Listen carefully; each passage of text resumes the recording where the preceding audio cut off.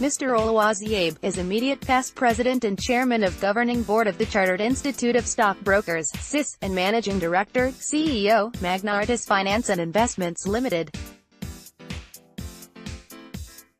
In this interview, Abe offers insights into current developments in the capital market, the state of economy in Nigeria and his stewardship at CIS, among others.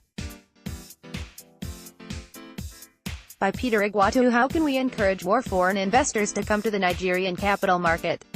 We need to encourage foreign investors through legislations that will enhance confidence in our environment. For instance, our laws on sanctity of contracts must be enforced. We need improved security network and workable fiscal and monetary policies in order to provide the much-needed enabling environment for local and foreign investors at individual and corporate level.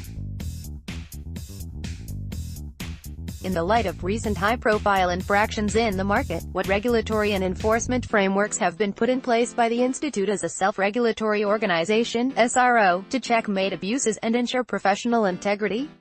Oluwaseyi Abe, CIS President. We have our disciplinary processes that ensure proper handling of erring members through fair hearing. This complements what is obtainable on the different platforms across the capital market space. All of us have zero tolerance for infractions because we are obligated to ensure investor confidence. What can be done to encourage companies to list in the stock market? We must accord priority to investor education with emphasis on the benefits of listing companies in the stock market. Investors must be educated on liquidity generation and risk-return trade-off. Also, there is a need to review listing fees across all platforms to make our stock market attractive and competitive. We must continually create healthy competition among our listed companies through innovative criteria such as corporate governance and shareholder value, among others. These will ginger the listed companies in the Valley of Indecision to brace up for outstanding performance. When the existing quoted companies are operating online optimally and meeting the expectation of their shareholders at least at the minimum, they will serve as beacons of hope to potential companies who shall take advantage of the benefits of listing to seek quotation in the stock market. With many rules and codes, is there any fear of over-regulation in Nigeria's capital market? Rules and regulations are meant to guide human conduct. We need those rules as the market continues to evolve. We cannot operate optimally in the global space without strengthening our regulations. These rules are designed to protect investors and uphold market integrity in the final analyses. You have just concluded your tenure as the CIS President. What are the high points of your achievements? What are the challenges and what would you have done differently? We have been able to refocus and reposition the Institute greatly. We have returned the Institute to profitability, though there is room for improvement.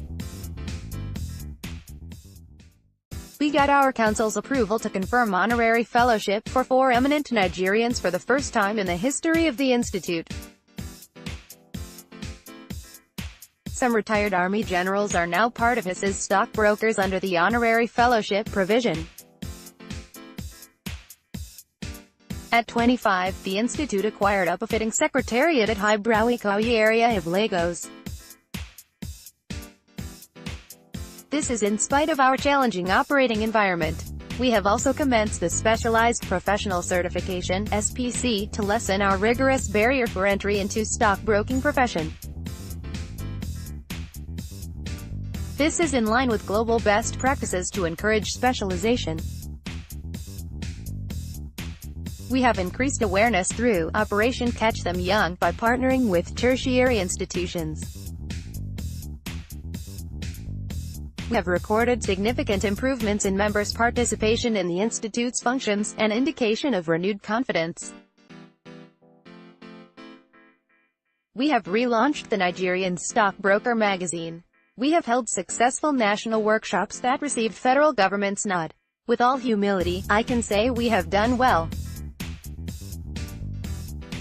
Our successes are also predicated on the support from all stakeholders. It is a collective effort, and I have no doubt that my successor will keep the flag flying. Where do you see stockbroking in Nigeria in the medium to long term, and how will the enlarged scope of Chartered Institute of Securities and Investment (CIS) bill impact the capital market? CIS has built an enviable profile as a force to be reckoned with. Quite a lot of people are showing interest in our affairs. Going forward, we are now on a better pedestal to play our advocacy roles in the economy. The CIS bill will unite all players and professionals in the entire financial market by putting everyone under the same monitoring radar. This will enhance cooperation and sanity in the market. What is your assessment of the outlook for the economy? The outlook is very bright. All the indices are there for everyone to see. In fact, they are favorable to Nigeria.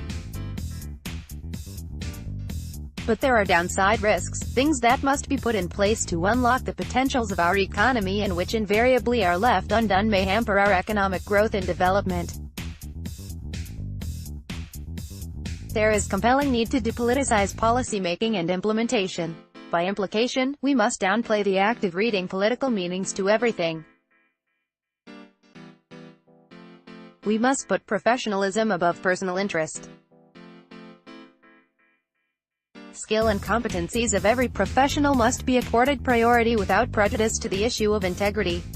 These are necessary variables that can drive economic growth and development. When we get the basics right, it permeates all levels of decision-making.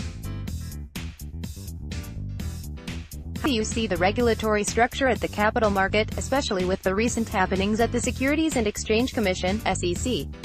In my personal opinion, government should reduce too much involvement in the affairs of our capital market regulators for enhanced independence of these institutions. This will enable our regulators to play larger roles expected of them in the entire capital market space.